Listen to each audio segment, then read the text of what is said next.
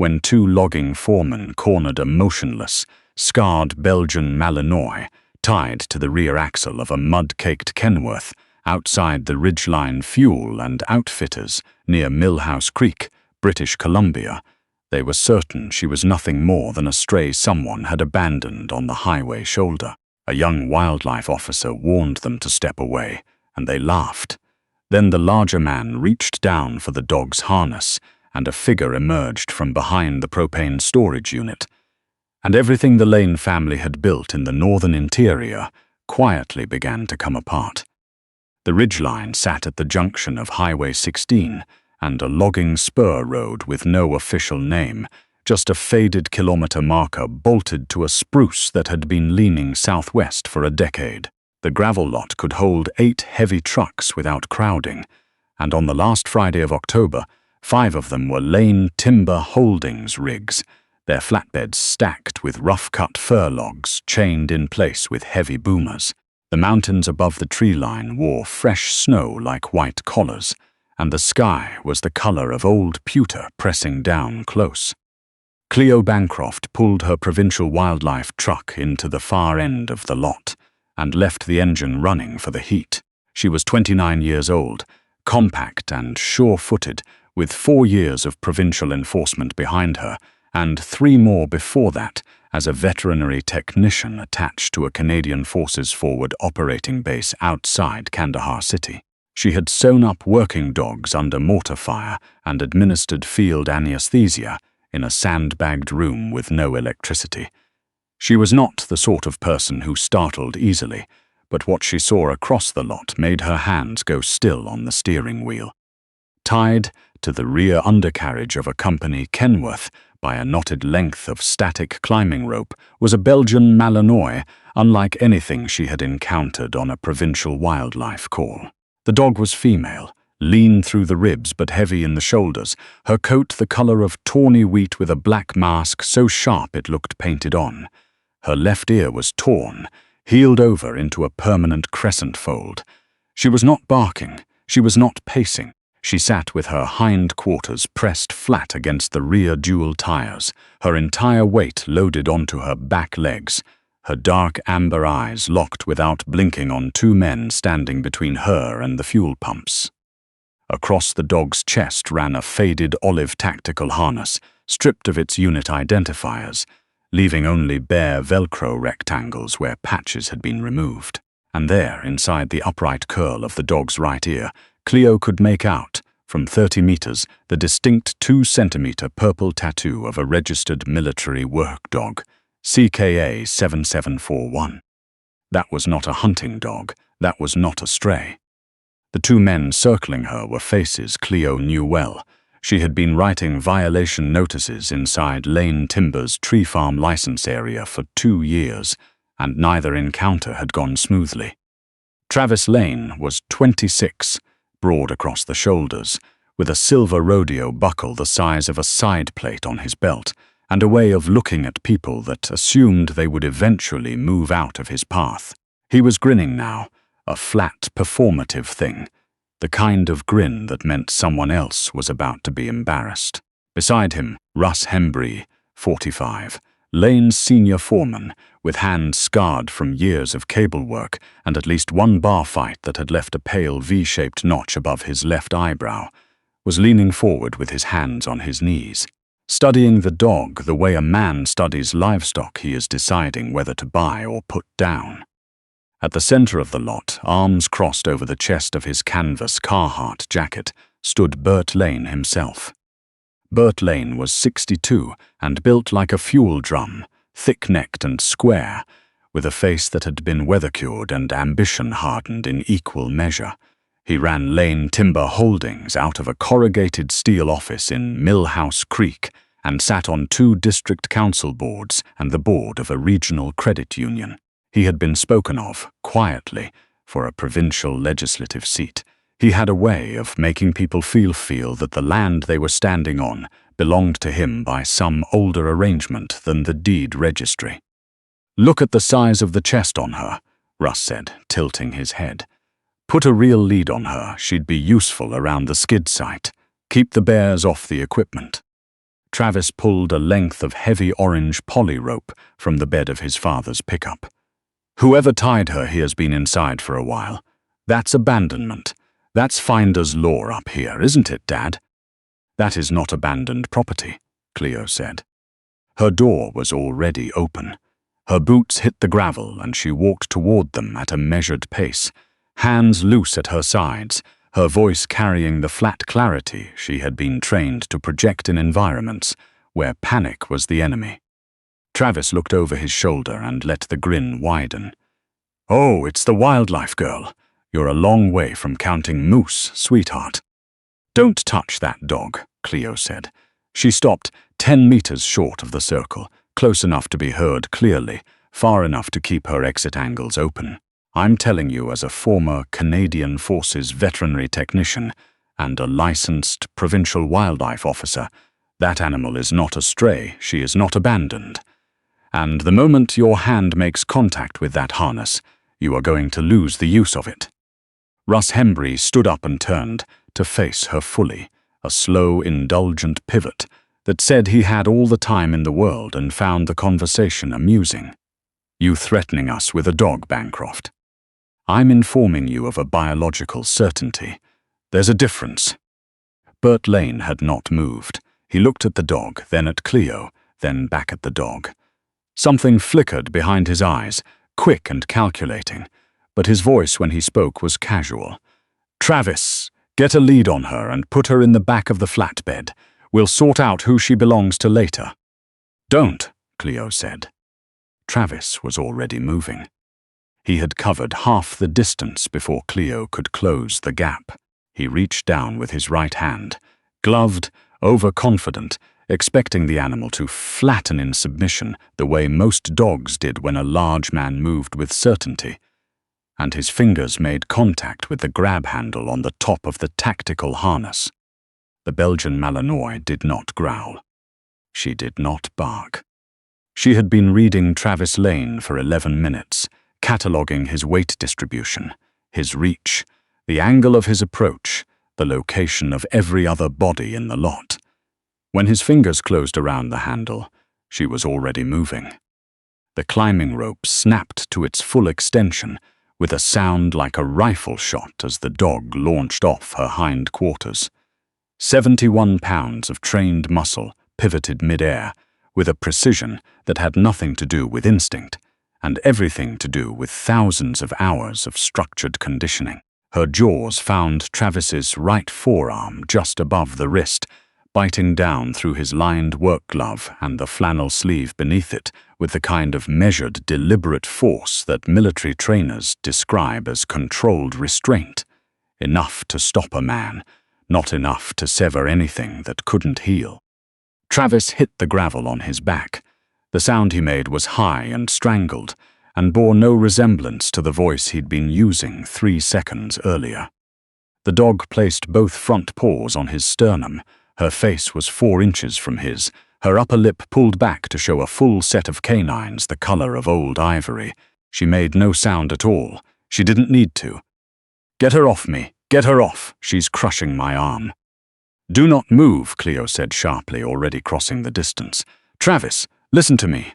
Every time you pull, the grip intensifies. Stop moving." Bert Layne's careful composure had dissolved. His face had gone the dark burgundy of a man whose temper and blood pressure were in open disagreement. He stepped back to his truck, reached through the open driver's window, and came out with a lever-action .30 to .30 rifle that had likely lived on that window rack for 20 years. "I will put a round through that animal right now," Bert said, his voice stripped of everything except cold, hard rage. "And you will step off my property before I decide you're the next problem." Cleo's stomach dropped. She was 17 meters from the barrel. She carried bear spray and a radio, not a sidearm.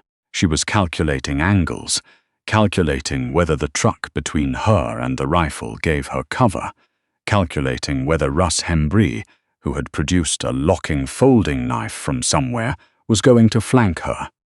"Set it down, Bert."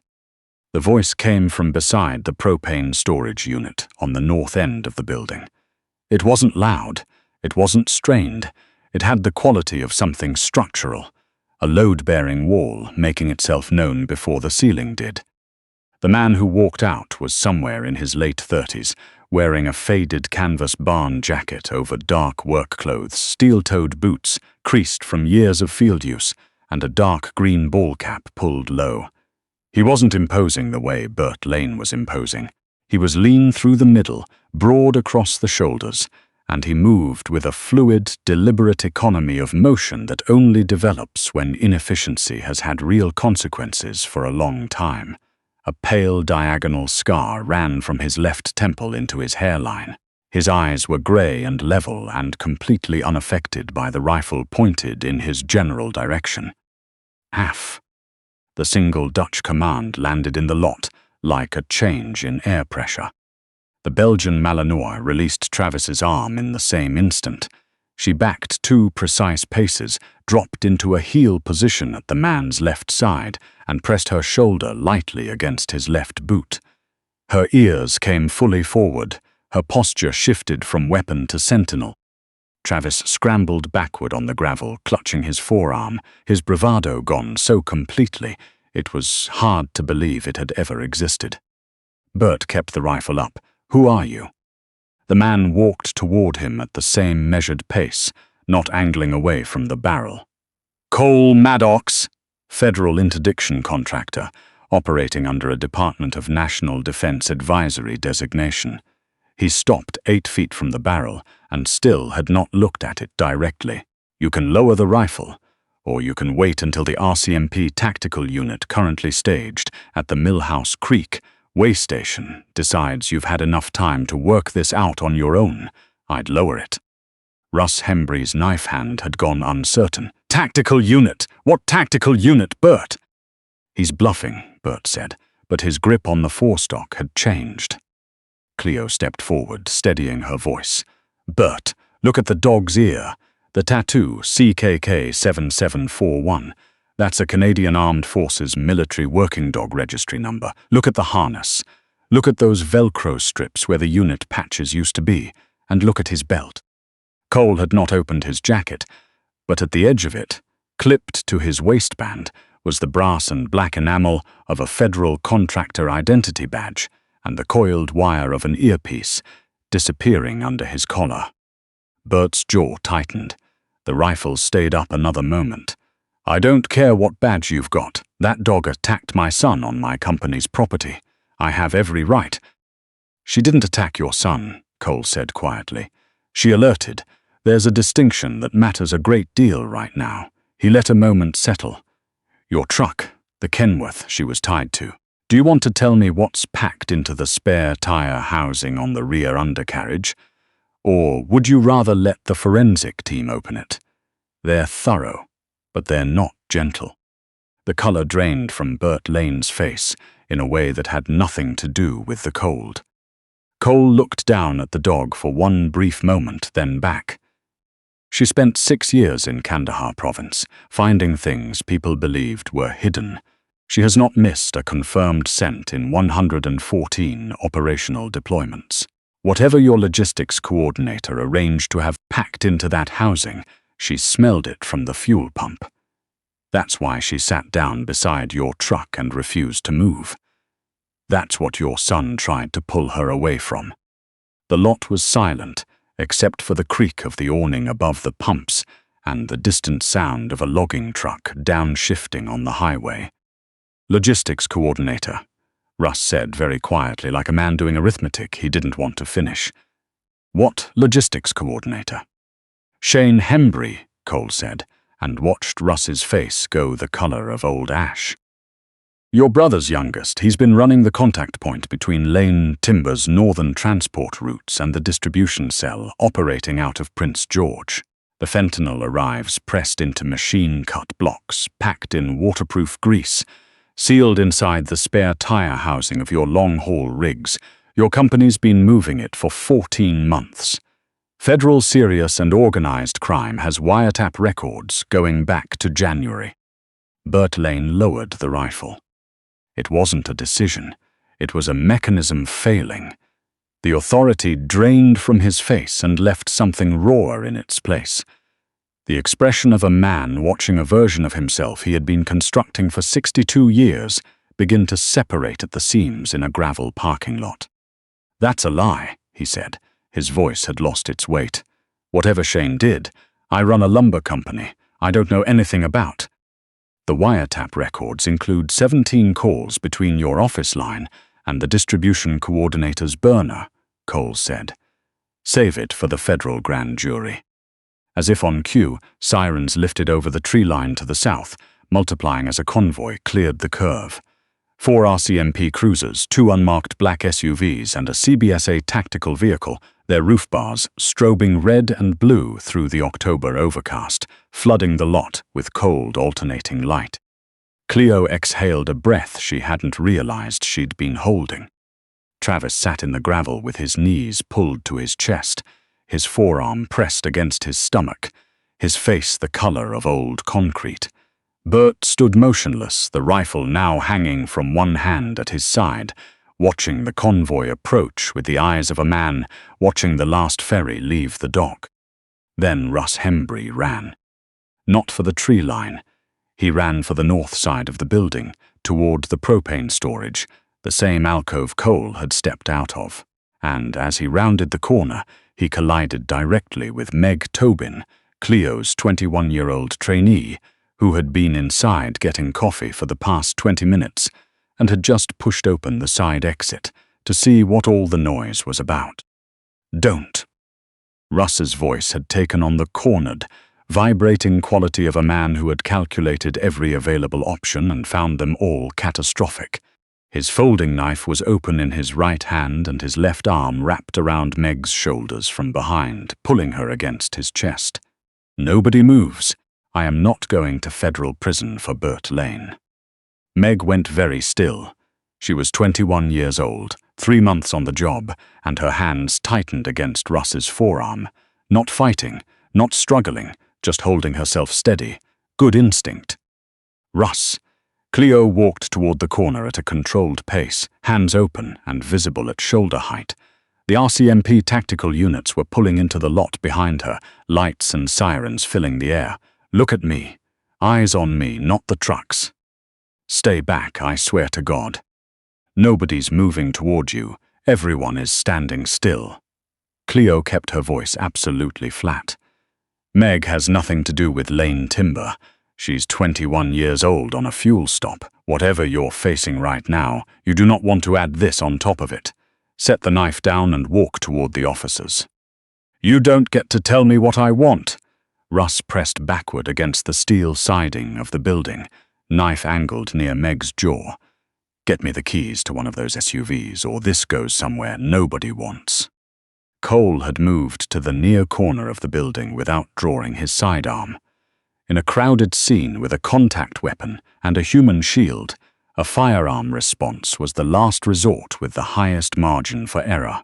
He stood 12 meters from Russ, at an angle that gave him a sightline to Russ's right knee, exposed below the level of Meg's body. The dog was already crouched. Her belly skimmed the gravel, using the shadow of the propane cage for cover, her amber eyes fixed entirely on Russ Hembry's right knee. She had identified it the moment Russ grabbed Meg. She had been waiting, perfectly still, for the opening she was trained to recognize. Cole caught Cleo's eye across the lot. She gave him one small, sure nod. Then she stepped 2 paces left and raised her voice. "Russ, Shane is already in custody. Bert is standing in that lot in handcuffs. There is nothing left here to protect. Put the knife down." Russ turned his head toward her voice. It was half a second. Half a second was enough. "Stoot," Cole said. He said it the way you tell a professional something they already know. The dog came off the ground at a low angle, 30 kilograms of controlled force moving beneath Russ Hembry's sightline, bypassing Meg's body with a mid-flight adjustment that looked anatomically improbable. Her jaws closed on the ligament just above Russ's right knee, with the specificity of a tool applied exactly as designed. Russ Hembry's leg buckled inward. The knife left his hand. He went down sideways. not forward, which meant Meg stumbled free to the left rather than going down with him. Cleo was already moving. She had Meg's arm before the girl had finished stumbling, pulling her 2 steps back and behind the corner of the building, clear of everything. Meg was shaking, breathing in short pulls, but her feet were working, and she was upright. "I've got you," Cleo said. "You're all right, I've got you." 3 RCMP tactical officers in heavy vests swarmed the corner and had Russ Hembry in steel restraint cuffs before he'd finished registering what had happened to his knee. The dog stepped back on Cole's hand signal. 2 paces, precise heel, ears forward, and watched the officers work with the detached professionalism of someone who had done this a great many times before. In the lot, Bert Layne had been separated from the rifle and placed in the rear of a cruiser. Travis was being assessed by a tactical medic who had arrived with the convoy and was wrapping a compression bandage around his forearm with brisk efficiency. Travis was quiet now. He sat where he'd been told to sit and did what he'd been told to do. Whatever he had believed about himself before he reached for that harness, he did not appear to believe it any longer. A plainclothes officer in a dark jacket with RCMP FSO stenciled on the chest walked across the lot toward Cole and extended a hand. Maddox. The intercept team at the way station locked down 2 of the northern rigs 40 minutes ago. They've pulled 9 kilos of pressed fentanyl from the spare tire mounts so far, and they're not finished. He glanced at the dog. Her alert hold time at the primary vehicle. 11 minutes, Cole said. She sat on the scent without braking for the fuel station or the other trucks. Textbook. The officer nodded once. "We owe her more than I can put in a report." Cleo walked over when the officer had gone. She stopped at a respectful distance from the dog. Close enough to speak, far enough to leave the animal the choice of the encounter. She crouched down, making herself small, and held the back of her hand at knee level with her fingers loose. The Belgian Malinois looked up at Cole. Cole gave a nearly imperceptible tilt of his chin. The dog leaned forward and pressed her nose against Cleo's knuckles. Then slowly she rested her jaw in Cleo's open palm. "She's been compensating off her left hip since this morning," Cleo said quietly, her trained eye moving down the dog's top line. "That's a long-standing pattern." "Shrapnel?" Cole looked down at Cleo with something shifting in his expression. A small fracture in a face that had been professionally still for the past hour. An IED outside Kandahar City. She was clearing a compound ahead of a dismounted patrol. She took 2 fragments in the left hind quarter and went back to clear the second room before her handler could recall her. He paused. "They couldn't separate us when I came out of active service. When National Defense contracted me for interdiction work, her authorization came with mine." "She's a hero," Cleo said. "The most honest one I've ever known." The dog sighed, a long, unhurried exhale, and let more of her weight settle into Cleo's palm. Meg appeared at Cleo's shoulder, her color returning, somehow still holding her coffee. She looked at the dog for a long moment without speaking. She knew exactly what she was doing the whole time, didn't she?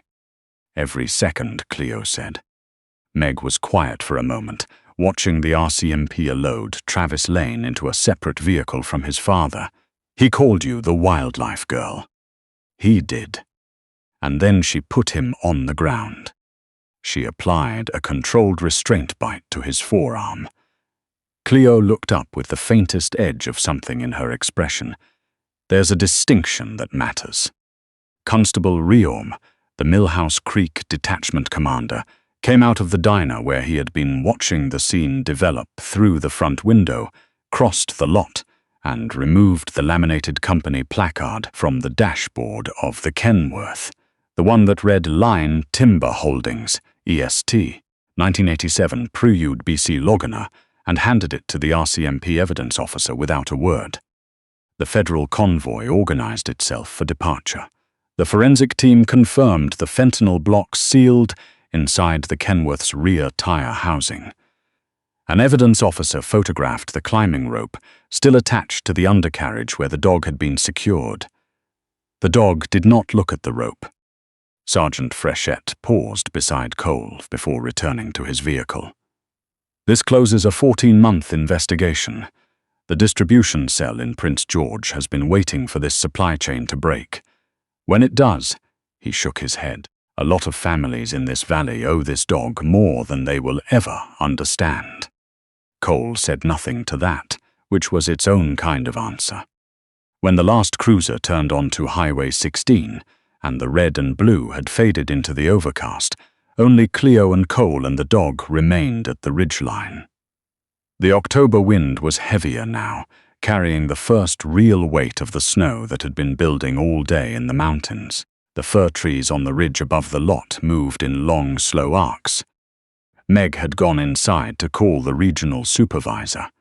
Cleo sat on the rear bumper of her wildlife truck, and the Belgian Malinois had positioned herself at Cleo's feet, with her chin resting on Cleo's boot. Cole crouched nearby, checking the climbing rope he'd used to secure her to the undercarriage. The same rope she'd been tied with, already worn from years of field use. "What happens to her now?" Cleo asked. Cole was quiet for a moment. Her discharge authorization cleared at 0600 this morning. Today was her last contracted deployment. Cleo looked down at the dog. Does she know that? She knows something is different. He looked out toward the white line of mountains along the horizon. She's been carrying a great deal for a very long time. The dog shifted, pressing more of her weight onto Cleo's boot, and looked up at her with the amber eyes that had been counting threats all morning, and were now doing something quieter and more complicated. "I've got 40 acres outside of town," Cleo said. "Along the river, there's room to run, room to work. I do my own large animal calls out there, so there's always a vet on site." She paused. "The hip will need monitoring. Old shrapnel injuries can develop calcium deposits in cold weather. There are specific signs to watch for, specific ways to manage it. Someone would need to know what they're looking at." Cole looked at her steadily. "I know what I'm looking at," Cleo said. He didn't answer immediately. He reached down and laid his hand on the dog's broad back, and the dog's tail, which had been completely still all day, through everything, began to move. "She's been looking for somewhere to put it down," he said finally. "All of it." The snow came in, soft and sideways off the Nechako Plateau, as the three of them stood in the gravel lot of the Ridgeline Fuel and Outfitters. The dog pressed between the two people who had understood her without needing to be told, and not another word was exchanged about what came next, because none was needed. She had spent 6 years reading danger in places that would have unmade most living things. She had earned, with every year and every scar and every cold dawn in a forward-operating compound, the right to read something gentler for a while. Somewhere along the river, with 40 acres of Canadian wilderness and the honest smell of fir trees in the morning, and someone nearby who knew the difference between a stray and a soldier, she had found the thing that wars take from working dogs and rarely give back. She had come home.